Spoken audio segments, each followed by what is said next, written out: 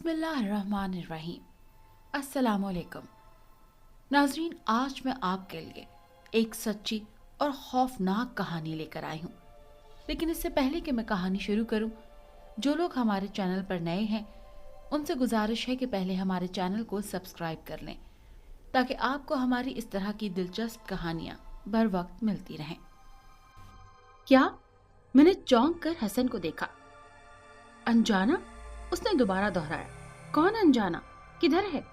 मेरे पूछने पर उसने कोई जवाब दिए बगैर अपनी छोटी उंगली से एक तरफ इशारे में मुड़कर देखा। हस्बे तवक्को वहां कोई नहीं था।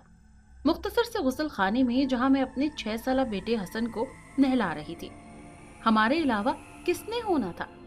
मैंने 1-2 मर्तबा उससे फिर पूछा वो क्या कह रहा है, मगर उसके कोई जवाब ना देने पर मैं कामों में लगकर भूल भाल गई।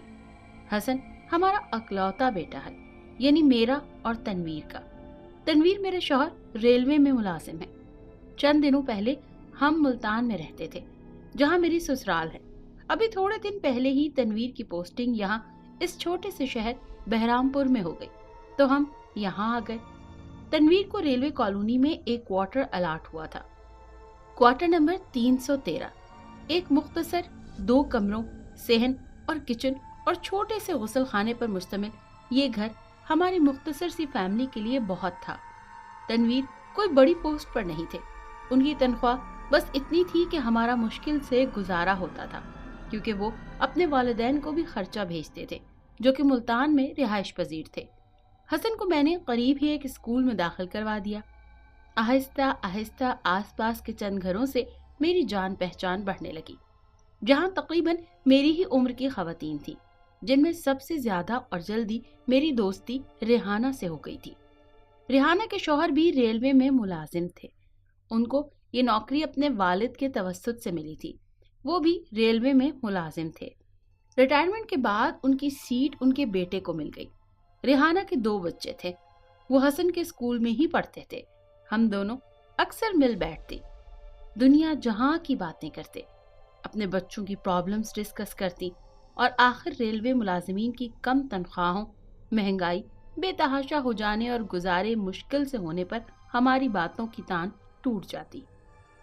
रेहाना एक दरमियानी शक्ल सूरत की बहुत ज्यादा और बढ़ कर बातें करने वाली दिलचस्प औरत थी। मुझे उसकी कंपनी में बहुत मजा आता था। तनवीर भी मुतमईन थे कि इस नई जगह आकर हम बहुत जल्द हर तरह से सेट हो गए थे। हमारे घर के आसपास के तमाम पड़ोसी अच्छे और शरीफ थे। छन छन छन। एक रात जब हम सो रहे थे, एक आवाज से मेरी आंख खुल गई। घुंघरों की मधम सी आवाज, हल्की तबले की झनकार के साथ। इस वक्त पहला ख्याल मेरे जहन में आया कि शायद तनवीर ने टीवी चलाया हुआ है। अपने 2 कमरों में से एक कमरे को मैंने अपने हिसाब से ड्राइंग रूम बनाया हुआ था। वहां एक पुराना सोफा और टीवी रखा हुआ था, मगर तनवीर तो बेखबर मेरे बराबर में ही सो रहे थे। उनकी तो उस आवाज से आंख ना खुली। कमरे में मौजूद तीसरे छोटे से पलंग पर हसन बेखबर सो रहा था। मैं थोड़ी देर उठकर बैठ रही। जब आवाज आहिस्ता बंद हो गई तो मैं फिर लेट गई, मगर देर तक मुझे इस आवाज की वजह से नींद नहीं आई। सुबह में ये रात वाला वाकया मेरे जहन से न जाने कैसे निकल गया। चंद दिनों बाद जब तनवीर ड्यूटी पर थे और हसन स्कूल गया हुआ था, अचानक मुझको अकेले घर में घबराहट होने लगी। एक अजीब सा वहम सताने लगा। उस रात वाला वाकया याद आ गया। मैंने घड़ी पर नजर डाली। अभी हसन के घर आने में अच्छा खासा वक्त था। मैंने दुपट्टा ओढ़ा, घर में ताला लगाया और रेहाना के घर आ गई। रेहाना का घर मेरे घर से चंद मिनटों के फासले पर ही था। रेहाना किचन में थी। उसके ससुर बरामदे में बैठे अखबार पढ़ रहे थे। मेरे सलाम के जवाब में उन्होंने शफकत से मेरे सर पर हाथ फेरा। तबस्सुम, तुम अब्बा मियाँ के पास बैठो, मैं चाय ला रही हूँ। उसने किचन से आवाज लगाई। मैं उसके ससुर के पास ही बैठ गई। वो मुझसे अहवाल पूछने लगे, कहाँ से आई हो, कितने बच्चे हैं, कहाँ रहती हो, वगैरह वगैरह। मेरे बताने पर कि हम लोगों को क्वार्टर नंबर 313 अलॉट हुआ है, वो एकदम चुप से होकर रह गए। मगर वो घर तो बरसों से बंद पड़ा था। वो गोया हुए। जी हाँ, मैंने किसी कदर तलखी से कहा। निहायत ही खस्ता हाल घर है, सफाई कर कर के थक गई हूँ, साफ होने का नाम ही नहीं लेता। सुना है बरसा बरस से खाली था। इस वक्त रेहाना चाय लेकर आ गई और हम दोनों उसके कमरे में आ गए। उस दिन रेहाना के साथ इधर उधर की बातों के बाद मेरा जहन हल्का हो गया और सब कुछ दिमाग से निकल गया। मगर अगले ही दिन शाम को रेहाना मेरे घर मौजूद थी। तनवीर ड्यूटी से आकर कमरे में आराम कर रहे थे।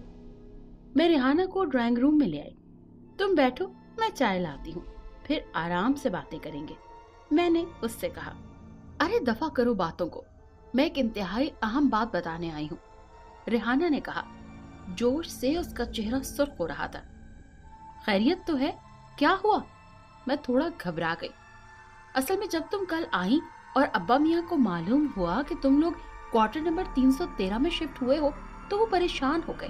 कहने लगे ये घर आसेब ज़दा है। क्या कह रही हो रेहाना? मेरे दिल को कुछ हुआ। मैं नहीं कह रही, अब्बा मियाँ ने कहा है। उसने डरी हुई निगाह चारों तरफ डाली। या तो इस घर में कोई रहता नहीं है, अगर कोई रहने की कोशिश करता है तो उसको बहुत ही बुरे हालात से गुजरना पड़ता है। ऐसा कई बार हो चुका है, इसीलिए इस घर को किसी को अलॉट नहीं करते। आखिर तनवीर भाई को यही घर क्यों दिया? इसलिए कि कोई और घर खाली नहीं था और कॉलोनी से बाहर किराए पर घर लेना हम लोग अफोर्ड नहीं कर सकते थे। खोए खोए अंदाज में मैंने जवाब दिया। अब्बा मियाँ बता रहे थे बहुत पहले जब वो खुद बहुत छोटे थे इस घर में एक बहुत खूबसूरत नाचने वाली रहती थी।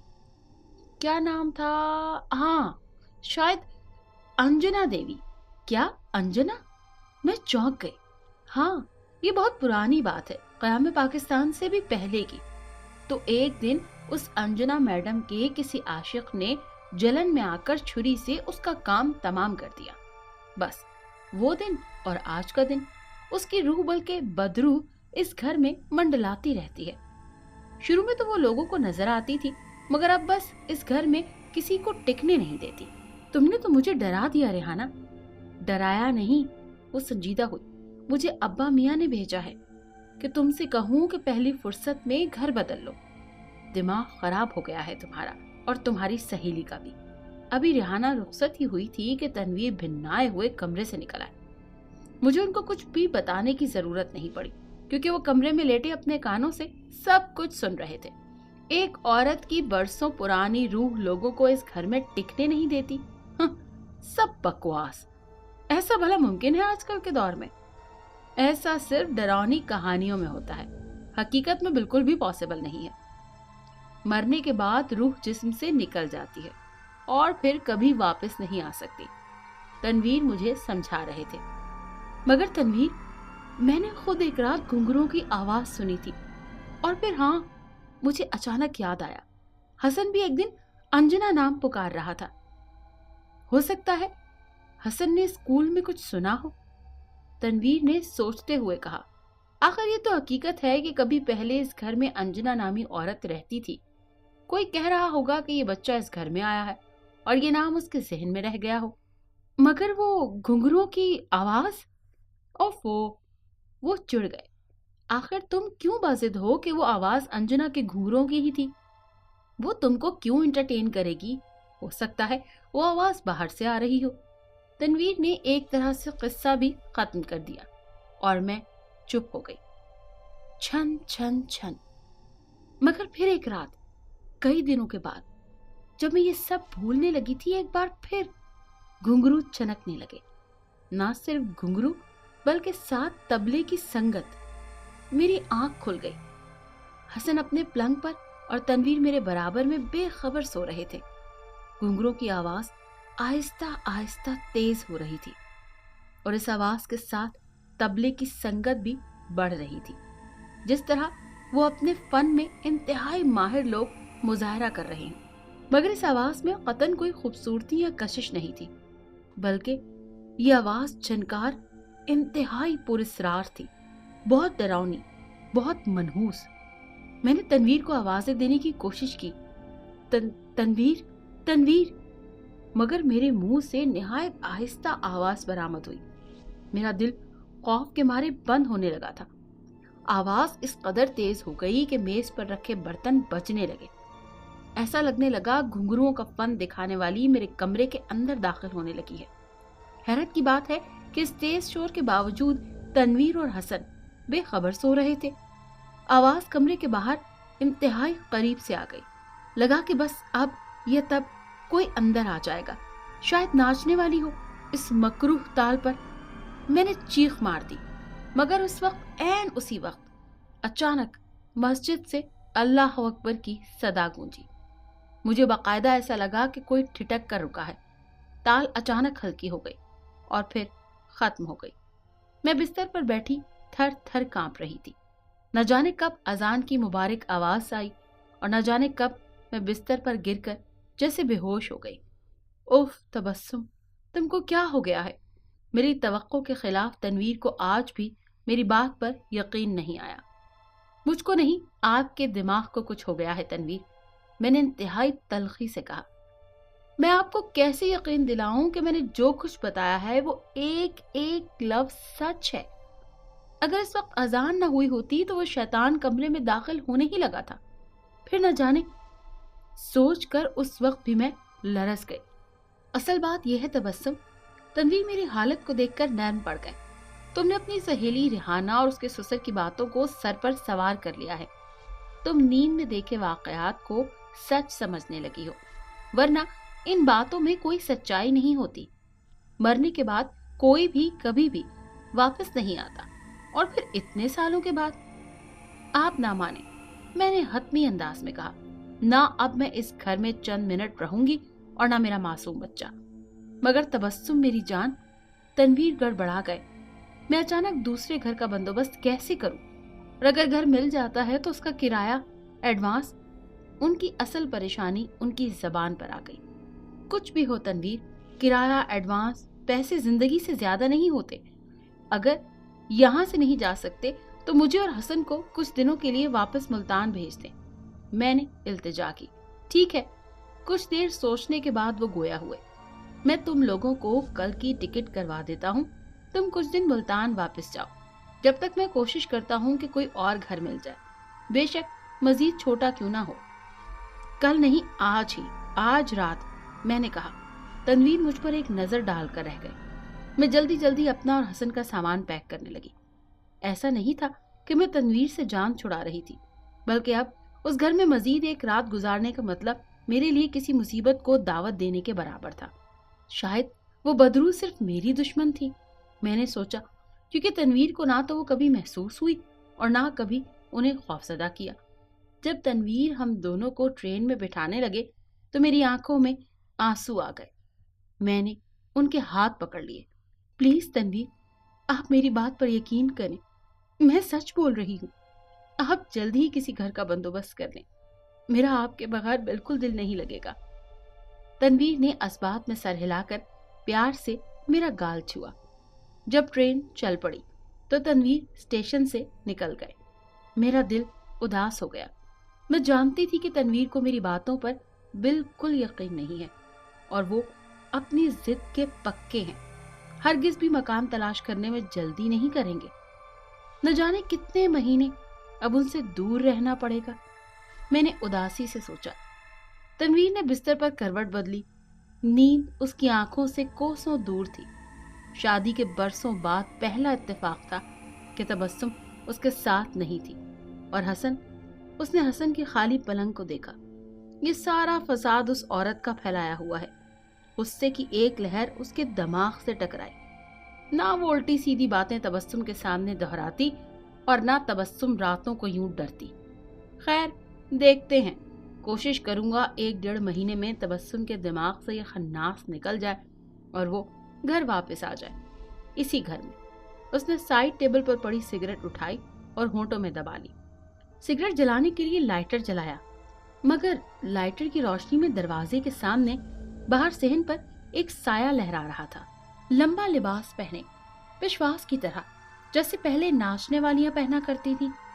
वो बिल्कुल आसानी से ये साया देख सकता था। साया कदम ब कदम कमरे की तरफ बढ़ रहा था। अचानक पीछे से किसी ने तबले पर ताल दी। साये की गुफ्तगू वाले कदम बढ़े। پھر تبلے کی رال، پھر گھنگروؤں کے قدم تیز جھنکار، اور پھر سایہ کمرے میں داخل ہو گیا۔ تنویر کے منہ سے سگریٹ گر گئی۔ سایہ عین اس کے سامنے رک چکا تھا، مگر گھنگرو اور تبلے کی آواز بدستور آ رہی تھی، اس قدر تیز کہ میز پر رکھے برتن اور زرد سے بج رہے تھے۔ سایہ جو کہ ایک نوجوان حسین مگر مکروہ عورت کی جھلک مار رہا تھا، عین اس کے مقابل آ کر کھڑا ہو گیا۔ اس نے ناچنے والوں کا لباس پہنا ہوا تھا، بال چوٹیا کی صورت گھٹنوں تک آ رہے تھے مگر بری طرح الجھے ہوئے تھے۔ ہونٹوں پہ سرخ لپسٹک بری طرح تھوپی گئی تھی۔ اس کے چہرے پر شیطانی مسکراہٹ نمودار ہوئی۔ تنویر بری طرح کانپنے لگا۔ کون ہو تم؟ رنجنا، عورت کے منہ سے منمناتی آواز نکلی۔ چلو میرے ساتھ۔ کہاں؟ بمشکل اس نے پوچھا۔ غسل خانے میں وہیں رہتی ہوں۔ اس نے آگے بڑھ کر تنویر کی کلائی پکڑی۔ اس کا لمس قطعاً غیر انسانی اور بے حد سخت تھا۔ تنویر نے آیت الکرسی پڑھنے کی کوشش کی مگر اس کا منہ جیسے بند ہو گیا۔ وہ اسے گھسیٹتی ہوئی صحن میں لے جانے لگی۔ آخری منظر جو تنویر نے دیکھا وہ یہ تھا کہ اس عورت کی گردن بری طرح کٹی ہوئی تھی، جس میں سے اس کے اندر کا گوشت تک صاف نظر آ رہا تھا۔ ہیلو، کون؟ تبسم؟ ہاں ریحانہ، تم اتنی صبح اچانک؟ ہاں تبسم، سمجھ نہیں آ رہا کیسے تم کو اطلاع کروں۔ ایک بہت بہت بری خبر ہے۔ خدا کے لیے ریحانہ، کیوں؟ کیا ہوا؟ کچھ تو بتاؤ، ڈرا کیوں رہی ہو؟ تنویر بھائی، ان کا انتقال ہو گیا ہے۔ وہ تمہارے گھر کے غسل خانے کے سامنے گرے ہوئے تھے، شاید ہارٹ اٹیک ہوا تھا۔ فون کا ریسیور تبسم کے ہاتھ سے۔ اگر آپ کو یہ کہانی اچھی لگی ہے تو اسے لائک کیجیے اور ہمارے چینل کو سبسکرائب کیجیے۔ اور ہاں، اگر آپ کی کسی دوست، رشتہ دار یا بہن کے ساتھ خدا نخواستہ اس طرح کا کوئی بھی واقعہ پیش آیا ہے تو ہمیں کمنٹ سیکشن میں اس کے بارے میں ضرور بتائیے۔